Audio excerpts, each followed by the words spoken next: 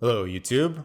Welcome back to my UAP and Ancient People series here, where we're going to be discussing the story of God's covenant with Abraham in the Old Testament of the Bible. In this story, there's this strange paranormal, supernatural phenomena that occurs where the Hebrew words do not necessarily mean exactly what you would normally conjure up in your mind. And I want us to approach this passage from this perspective and maybe learn a little bit about the Hebrew in the process and be able to tie it into some of the modern events. So let's take a look at it. Alrighty, let's jump right in here to Genesis 15. I'm viewing this in an interlinear translation on Bible Hub in this case, and you can see here that we have the Hebrew next to the English, which might come in handy here. This is the story of God's covenant with Abraham. The first portion of the covenant, as you can see here, is about the actual promise that God made to Abraham that his descendants would be as numerous as the sand on the seashore, as numerous as the stars in the sky, right? And Abraham's obviously like, wait a minute, hold on, I don't have any kids, right? Like, how is this supposed to happen?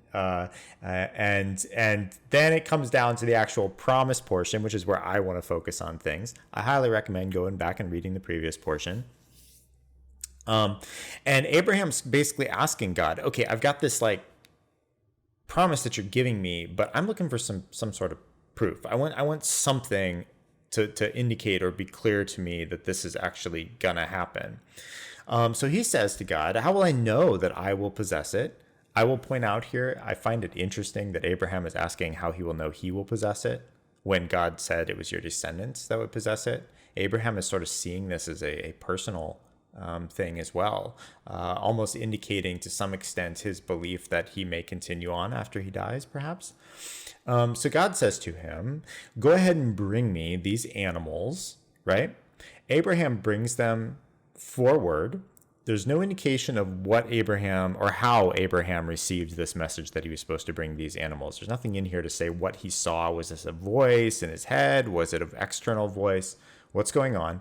He brings these animals forward, cuts them in half, so that he can walk down the middle of them. Now, pause a little bit. Why would he do this? In the ancient Near East, the covenant, the word for actively participating in a covenant, is the same word as to cut something. And the idea was that two people would make a covenant with each other by taking an animal, or multiple animals in this case, and cutting them down the middle, and then they'd walk down the center of the animals. Basically, the visual indication of their covenant or reminder of their covenant was if they didn't keep the covenant, they were going to become like that animal or those animals cut in two. So just as they were going to bind together into one, the two of them into one purpose, right? If one of them were to break it, they would be them likewise be cut into like the animals. Okay, so that's what's happening here. It's interesting that it then has this short phrase where it says the vultures came down on the carcasses. Now, why would this little passage have this little sentence in here? It came down on the carcasses, vultures, and we're setting on them, right? And Abraham's driving them away. I think the indicator here is that, one, God had not appeared in physical form during this encounter. Because if God had appeared in physical form, he would have just walked between them, right? Second, Abraham's having to wait at this point. Waiting for what? I think Abraham got the indication that he was supposed to take the two animals and cut them in half, and then it was silence, right? Maybe some of you have had some supernatural experiences, perhaps in your Christian faith, or maybe some of you who are not Christians at this point have had something similar where you're waiting. You're waiting for the next thing to happen. You know what you're supposed to do, but then it's like silence. And the silence is actually bad enough that it looks like things are falling apart, which is essentially what's happening here, okay? Vultures coming down on the carcasses. As the sun was going down, keep in mind, this means that Abraham had started this before the sun went down, right? As the sun was going down, Abraham's probably thinking, oh man, I'm going to fall asleep, which he does fall asleep. And he has a nightmare essentially here where great terror and great darkness fall on him. And God gives him this message that his descendants were going to end up being slaves. And so basically he starts off the promise by saying, oh, great, your descendants are going to be many all across the world, which ends up happening, of course. But at the same time, there's going to be this period of darkness where there are slaves in between, right? But I'm going to fast forward here a little bit because if we jump down here to verse 17, and it came to pass when the sun went down. Is this the same day? Is this the same day when the sun went down? Or is this the next day? Not really sure. Possibly two different accounts of the same period of time. A lot of things can happen in 24 hours, by the way.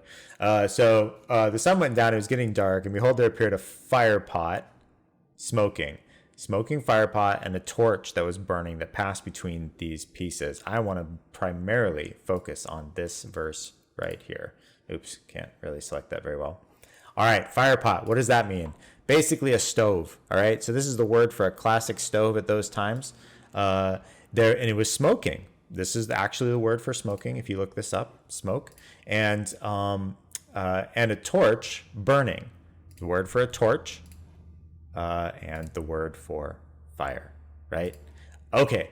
With that in mind, what in the world is being described here? So you see the word here, and, right? This word and doesn't exactly exist. And in fact, some of the commentaries on this passage actually point this out, and they point out that this is one object. It's one object, and these are just descriptive words. Well, if we pause for a moment and we think about other passages in the Old Testament that talk about these types of things, there is often, like all over the place in the Old Testament, whenever there's an interaction with the divine, the idea of there being fire and smoke comes up. So you have when God comes down onto Mount Sinai, right? Fire and smoke. You have this story here. You have the cloud by day and the pillar of fire by night that led the Hebrews through the wilderness. This idea, fire and smoke, seems to indicate that these are descriptive words that potentially the Israelites themselves, or the Hebrews, as you might call them, at that time didn't know how to describe what they were seeing. And I'm going to suggest the fact that right here in this passage, the fact that this is repeated twice is an indicator that this is an example of something that Abram wasn't quite sure what he was seeing. All he knows is that there's something divine that is moving between these pieces. It passed between the pieces to indicate God's part in this covenant. And I'm going to suggest that probably what he saw was something that we would now call an orb, something along those lines. Some people have seen these themselves. You sometimes get them captured in videos. In some of my previous videos, you may have seen that UFOs themselves appear as these bright balls that are moving through the air. So I think it's a really fascinating passage. And there's so much going on here.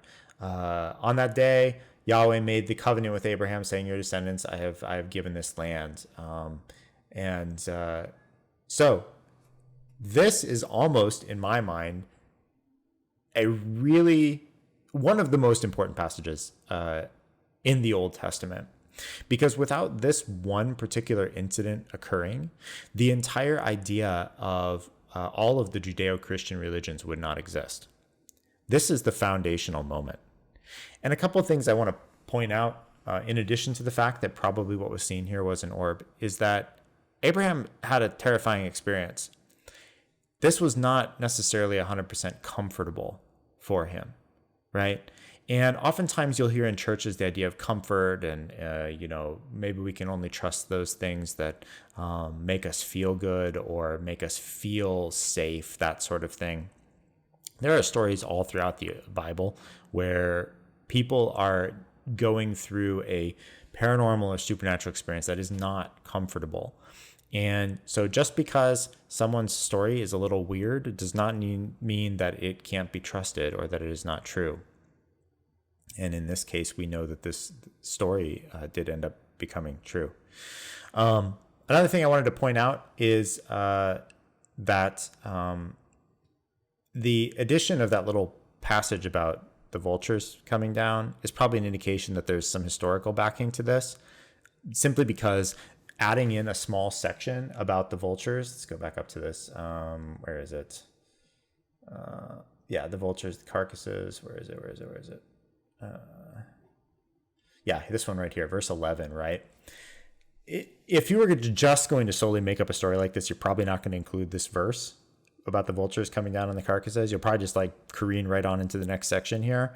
The idea that you're going to add this in with no explanation, right, seems to indicate that you're just simply trying to describe what happened to some extent, right? And this waiting period.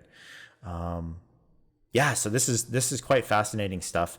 As you read the Old Testament, make sure to think through like, okay, all right, I'm reading some strange wording here. Let's look up what the words mean. And if you see repetition a lot, it probably means there's some symbolism. So for example, the repetition of the fire pot versus the flaming torch, right? It's two different things, right?